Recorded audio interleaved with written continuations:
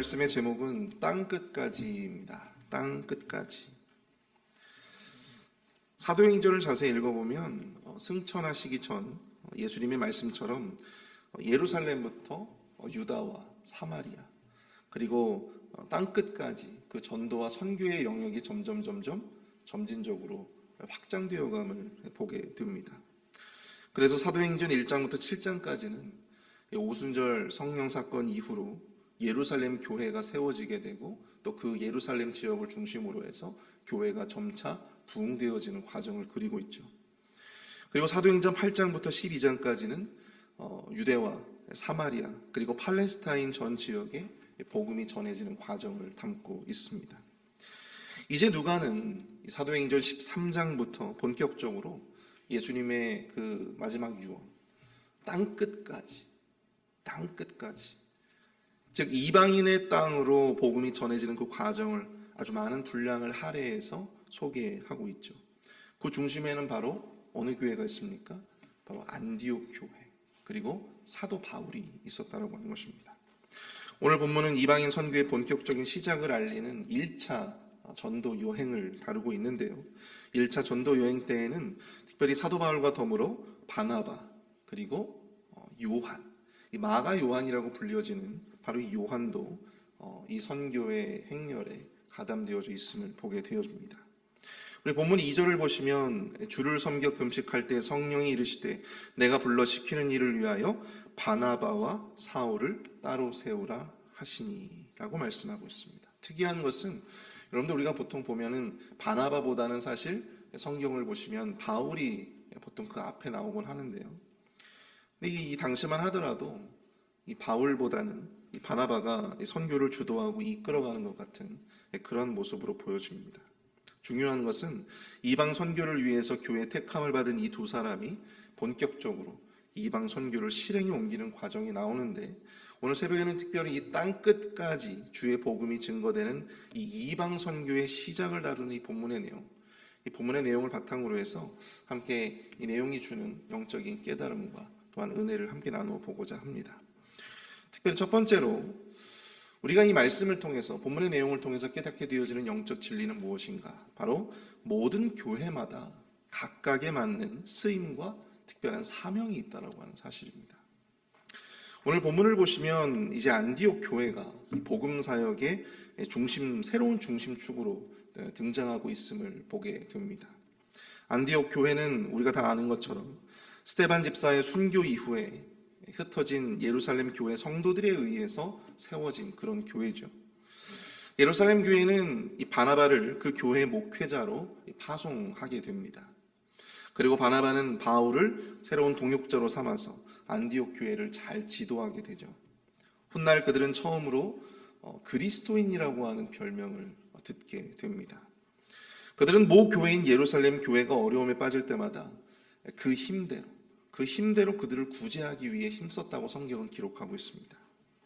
이제 안디옥 교회는 예루살렘 교회가 개척한 하나의 교회를 넘어서서 이방 선교의 핵심 전진 기지로 성장해 가고 있음을 우리가 볼 수 있게 되는 것이죠.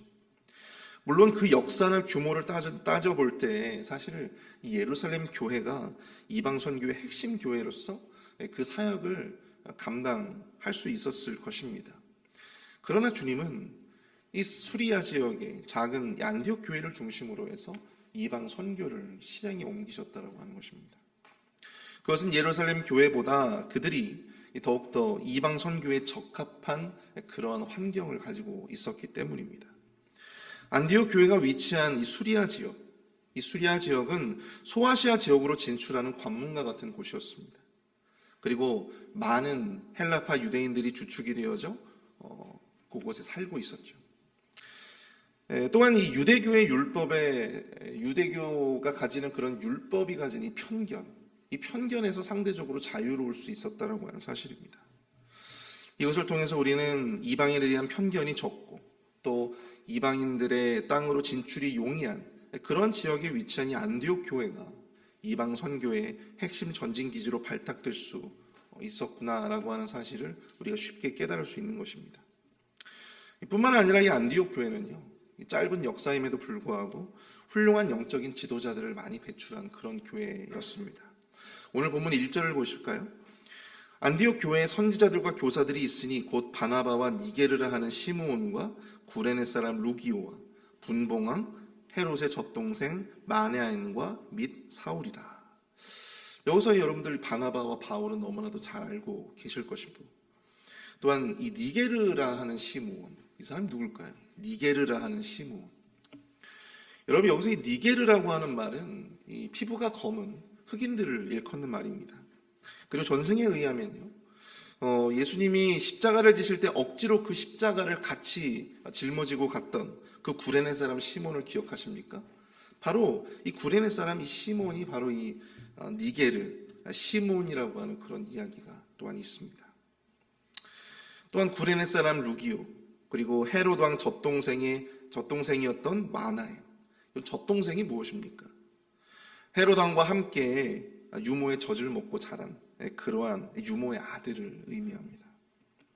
이처럼 안디옥 교회는 다양한 지역에서 또한 다양한 출신들의 사람들이 영적인 지도자로 세워져서 그 교회를 잘 이끌고 또 리드했던 선교적인 열심과 이 헌신이 남달랐던 그런 교회라고 볼 수가 있습니다. 이처럼 안디옥 교회는 여러모로 이방 선교에 매우 특화된 그러한 교회라고 해도 과언이 아닌 그런 교회였죠. 이런 이유로 땅 끝까지 복음을 전하라는 예수님의 사명을 그 어떤 교회보다도 잘 수행할 수 있었던 그러한 교회였습니다. 이처럼 세상에는요, 참 다양한 모습의 지역 교회들이 존재합니다. 교회의 구성원들의 특징, 그리고 그 교회가 세워진 지역적인 위치, 그리고 역사, 그 모든 것들이 다 다르죠. 그리고 각각의 교회에 맞게 그 쓰임과 또한 그 교회에만 특별히 부어지는 하나님의 은혜와 또한 사명이 있다라고 하는 것을 우리는 깨닫게 됩니다. 물론 교회가 추구해야 할 일반적인 사역들이 있고 또 일반적인 사명들이 존재하죠. 우리가 예배드리고 또한 기도하고 또 전도하고 봉사하고 또 친교하는 이런 교회의 기본적인 사역들이 있고 또한 사명들이 분명히 존재합니다. 그러나 그 가운데서도 그 교회만이 가진 특별함으로 인해서 그 교회가 세워진 그 지역의 특별함으로 인해서 그 교회에 특별히 어떤 영적인 리더들이 또한 그 교회에 세워지느냐에 따라서 그 교회에만 부어지는 특별한 사역들이 있고 또 사명들이 존재한다는 사실을 우리는 기억해야 될 줄로 믿습니다. 제가 신학교에 다닐 때만 하더라도요, 그런 이야기들이 있었어요. 선교와 문화사역은 온누리교회, 그리고 청년사역은 삼일교회, 제자훈련은 사랑의 교회, 빈민 구제사역은 활빈교회, 새벽기도회는 명성교회, 별세목회는 한신교회. 우리나라에 참 많은 교회들 가운데서도 특별히 그 교회가 가지는 특별한 사역들이 있었고 또 그 교회가 자랑하는 특별한 사명들이 있었어요. 물론 여러분들 온누리교회가 선교와 문화사역으로 대단하다고 하지만 여러분, 선교와 문화사역을 하는 교회가 그 교회만 있었겠습니까? 그렇지는 않죠. 하나님은 특별히 그 교회들을 움직여서 특별히 대한민국의 교회와 목회자들 그리고 성도들을 또한 움직이게 만들고 또한 그들로 하여금 동기부여를 일으키는 그러한 일들을 주도하셨습니다. 저도 한때는 제자훈련 사역에 꽂혀서 이 사랑의 교회와 옥하는 목사님의 사역을 참 열심히 공부했던 그런 기억이 납니다. 모든 교회가 다 이런 사역들을 할 수도 있고 또 해야만 되겠지만 그럼에도 불구하고 그 교회가 위치한 지역 그리고 그 교회의 특별한 구성원들 그런 것에 따라서 하나님께서 그 교회들에게만 부어주신 또한 특별한 은혜가 있었다라고 하는 것을 우리가 기억하게 된다라고 하는 것이죠. 여러분들 그 서울 강동구에 가보시면요, 이 명일동이라고 하는 동네가 있습니다. 근데 그곳에 유명한 교회가 하나가 있어요. 여러분들 아마 다 아실 겁니다. 그 새벽기도회로 유명한 명성교회가 있어요. 제가 알기로는 아마 출석 성도만 해도 한 5만 명이 넘는 그런 초대형 교회죠. 실제로 그 교회가 위치한 여러분들 그 동네를 가보신 적이 있으십니까? 그 교회가 위치한 명일동에 가보시면 참 그 교회에서 세운 여러 건물들이 참 많이 있음을 보게 됩니다. 그래서 그곳에 사는 사람들은 자기네 지역을 명성제국이라고 하더라고요. 명성제국. 근데 그 정도로 그 동네에서의 명성교회의 영향력은 실로 대단하다고 할 수 있습니다. 그런데 그 명성제국 안에서 주눅들지 않고 당당히 이 출석성도 2,000명이 넘는 교회로 성장한 교회가 있습니다. 바로 아름다운 교회라고 하는 침례교회예요. 아름다운 교회. 근데 이 교회가 참 독특한 것이요.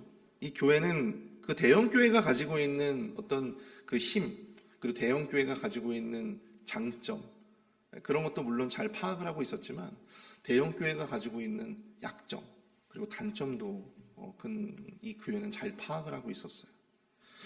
그래서 이 작은 교회를 그 목사님이 개척을 하시고 그 지역의 틈새 시장을 노리기 시작합니다. 대형 교회가 일일이 해줄 수 없는 것들을 이 공동체의 어떤 따뜻함, 교제, 그리고 공동체의 관심, 그리고 이 교회가 또 하나 관심을 갖고 주력으로 사역을 했던 것이 바로 1:1 제자 양육이었습니다. 1:1 제자 양육. 아무래도 대형 교회는 사람 한 사람 한 사람에게 이렇게 관심을 가지고 그 한 사람 한 사람의 성장을 위해서 사실 노력하기는 참 어려운 구조잖아요. 근데 그럴 때 그 명성교회가 해줄 수 없는 1:1 제자 양육, 한 사람 한 사람에게 따뜻한 관심을 가지고 특별한 케어를 해줄 수 있는 그런 사역을 시작했다고 하는 것입니다. 그 결과 공동체에서, 큰 공동체에서 다소 부족할 수 있는 이 1:1 제자 양육, 이 훈련 사역에 집중하고 거기에 관심을 기울이고 거기에 모든 교회의 역량을 쏟아 부은 결과 그 명성 제국 안에서 당당하게 그 교회가 생명력 있게 그 모든 사역들을 감당할 수 있었다고 하는 것입니다. 하나님이 놀라운 은혜를, 놀라운 부흥을 그 교회에 부어주셨어요. 사랑하는 성도 여러분, 모든 교회에 하나님이 가지시는 특별한 관심과 사랑, 그리고 부어주시는 은혜가 있지만 그 교회가 가지는 어떤 특별함 때문에 주님을 위해서 더 특별한 사명을 감당해야 될 때가 있음을 우리는 깨닫게 됩니다. 우리 교회는 여러분들 아시다시피 어르신들이 참 많죠. 아마 어르신들이 전체 성도들이 굉장히 상당수를 차지할 것입니다. 그래서 담임 목사님과 당회가 고민 끝에 그 어르신들을 위한 노인사역, 실버 미니스트리를 계획을 했고 또 그것 때문에 사실은 제가 우리 교회에 와서 이렇게 사역을 할 수가 있었습니다. 어르신들을 위한 늘푸른 대학 사역을 비로소 지지난 학기에 이제 사역을 시작을 하게 되었죠. 비록 지금은 참 작은 공동체입니다. 그러나 훗날 이 작은 도전이 저는 우리 교회의 그 어떠한 사역들보다 하나님께서 부어주실 놀라운 은혜가 더욱더 클 것이다라고 하는 어떤 기대감을 가지고 있어요. 여러분 아시다시피 이 지역 안에서도 사실 노인대학을 하는 교회들은 있지만 사실 저희 교회들처럼 하는 교회는 없습니다. 또한 담임 목사님께서 의지를 가지고 또 하시는 사역이 있죠. 바로 선교 사역입니다. 많은 교회가 사실 선교를 하죠. 선교사들에게 지원을 합니다. 그러나 선교는 하지만 이 선교에 철학이 없는 교회들이 참 많아요. 근데 우리 교회는 어떻습니까? 담임 목사님께서 선교에 대한 철학을 가지시고 선교사들에게 단지 돈만 보내는 것이 아니라 기도만 하는 것이 아니라 직접 그 선교지를 직접 챙기는, 그리고 직접 그 선교지를 돌아보고 또 그 단기 선교팀을 위해서 교회 모든 역량을 쏟아붓는, 여러분 이런 교회가 그렇게 많지는 않아요. 우리 교회에만 하나님께서 부어주신 저는 특별한 은혜라고 생각이 되어집니다. 마지막으로 우리 교회에는요, 이 한국학교라고 하는 프로그램이 있습니다. 여러분들 이 이민교회에서 가장 큰 문제가 뭐냐면 바로 이 세대 간의 단절의 문제예요.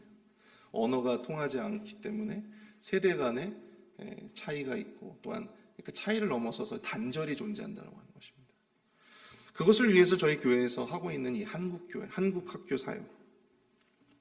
이 한국학교에는 사실 우리 교회의 그 성도들의 자녀들뿐만이 아니고요, 상당수 많은 학생들이 외부에서 오는 학생들이 많이 있습니다. 한국의 문화에 대해서 배우고 또 한글과 한국어를 배울 수 있는 정말 지역 최고의 명문 한국 학교의 사역을 지금 저희 교회가 감당을 하고 있습니다. 정말 우리 교회가 자랑할 만한 사역들이 정말 많아요. 근데 제가 가만히 보면 이 모든 사역들이 정말 이 지역에, 특별히 페이필 지역에서 우리 교회만 감당할 수 있는 그런 사역들인 것 같아요. 우리 교회이기 때문에 또 우리 교회라서 감당할 수 있는 사역들입니다. 그렇기 때문에 여러분들 우리가 정말 강 건너 불구경하듯이 우리 교회에서 그런 사역들을 하는구나. 우리가 이런 생각을 그냥 하면서 그냥 끝내기보다는 정말 우리가 관심을 가지고 그 새벽마다 우리가 기도할 때 우리 교회의 이런 특별한 사역들과 또 특별한 우리 교회에 부어주신 하나님의 은혜를 생각하며 그 사명을 위해서 여러분들 기도할 수 있는 저와 여러분들이 될 수 있기를 축복합니다. 그럴 때 하나님께서 정말 우리 교회에 놀라운 부흥의 은혜를 허락해 주실 거라고 저는 믿습니다. 그 작은 안디옥 교회가 이방 선교의 핵심 전진 기지로 하나님 앞에 쓰임 받았듯이 그 명성 제국 안에서 그 아름다운 침례 교회가 놀라운 하나님의 부흥을 만들어내었듯이 저는 이 페이필 지역 안에서 하나님께서 우리 교회에 부어주실 은혜를 우리가 기대하면서 우리가 이런 사역들을 위해서 더 열심히 기도로 나아갈 수 있게 되어지기를 바랍니다. 두 번째로 우리가 생각해 볼 수 있는 것은요, 바로 이 척박한 환경 속에서도 하나님이 예비하신 영혼이 있다는 사실을 우리는 기억해야 될 줄로 믿습니다. 오늘 보면 4절을 보시면 이 바나바와 사울이 가장 처음으로 간 곳이 있습니다. 그곳이 어디입니까? 바로 구브로라고 하는 지역이에요. 구브로. 구브로가 어디입니까? 오늘날 우리가 이제 키프로스라고 이야기하죠. 키프로스 공화국. 왜 하필 다른 곳을 다 놔두고 이 작은 섬을 이방 선교의 첫 사역지로, 전도 여행의 첫 사역지로 이곳을 택했을까? 그것은 바로 이곳이 이 바나바의 고향이었기 때문입니다. 바나바는 이 구브로 살라미 출신의 유대인이었죠. 사실 오늘날도 그렇지만 이 낙도 선교, 이 섬에서 행하는 어떤 그런 선교는 정말 힘듭니다. 섬은 육지와 따로 떨어진 곳이기 때문에 그곳만의 아주 보수적이고 그곳만의 독특한 문화가 존재합니다. 그리고 그 섬을 정치적으로 혹은 정신적으로 지배하는 세력들이 반드시 있다고 하는 사실이에요. 그래서 그들과의 관계가 틀어지면요, 이 선교 전체적인 사역들이 참 어려움에 빠지는 경우들을 저는 많이 봤어요. 실제로 이곳에는 유대인 거짓 마술사 바예수라고 하는 자가 살고 있었습니다. 그는 그곳을 다스리고 있었던 총독 서기오 바울, 이 서기오 바울의 측근으로서 총독이 복음을 받아들이지 못하도록 힘썼다, 그렇게 성경은 기록을 하고 있습니다. 그래서 바울은 그런 그를 주목하여 이렇게 선포하죠. 본문 10절 11절입니다. 이르되 모든 거짓과 악행이 가득한 자요 마귀의 자식이요 모든 의의 원수요 주의 바른 길을 굽게 하기를 그치지 아니하겠느냐. 보라 이제 주의 손이 내 위에 있으니 내가 맹인이 되어 얼마 동안 해를 보지 못하리라 하니 즉시 안개와 어둠이 그를 덮어 인도할 사람을 두루 구하는지라.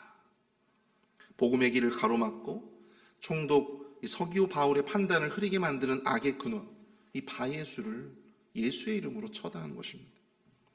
이것을 본 총독 서기오 바울은 놀라며 예수님을 믿었고 주의 가르치심을 아주 놀랍게 여겼다고 합니다.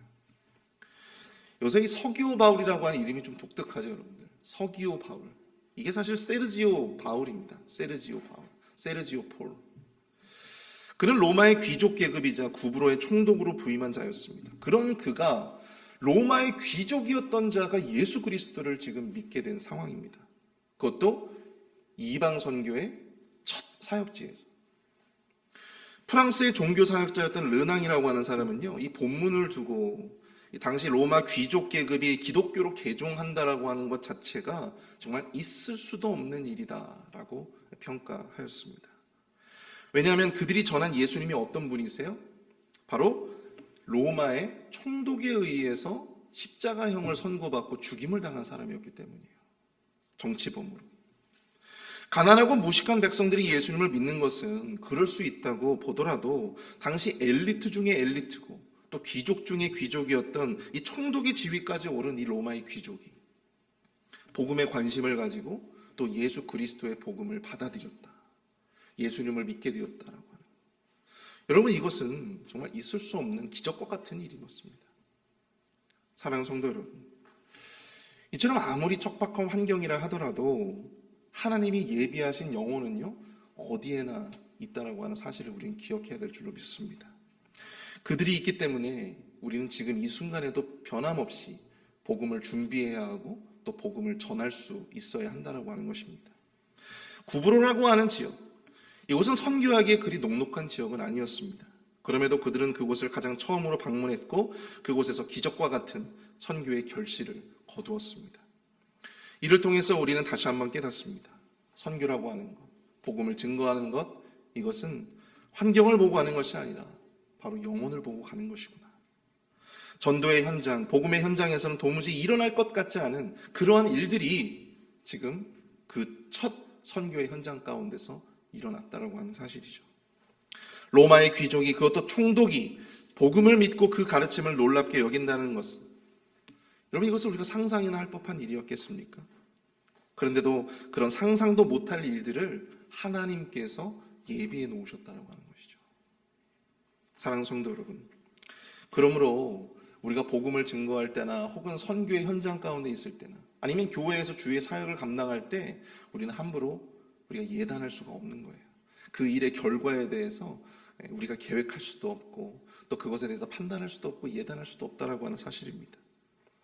특별히 전도와 선교에 있어서는요, 인간적인 예단을 접어두어야 합니다. 그 환경 가운데서 그곳에서 과연 내가 무엇을 할 수 있을까? 내가 어떻게 복음을 전하고 내가 어떻게 선교를 하고 내가 어떻게 그 결실을 거둘 수 있을까? 여러분, 우리는 단지 주님이 가라고 하시는 그 길을 갈 뿐입니다. 일단 그곳에 가면, 일단 그 일을 시작하면 그 이후의 모든 일들을 하나님께서 전적으로 인도해 주시고 또한 역사해 주시고 책임져 주실 것이다라고 하는 그 믿음이 여러분들 그 일을 감당하는 우리 자신에게 먼저 있어야 된다고 하는 사실이에요. 그곳에 우리의 복음이 필요한 영혼이 반드시 있다. 우리가 이제 도미니카 단기 선교를 이제 가지 않습니까? 여러분, 그곳에 정말 우리만 전할 수 있는 어떤 그 복음의 특별한 분량이 저는 있다라고 저는 믿어요.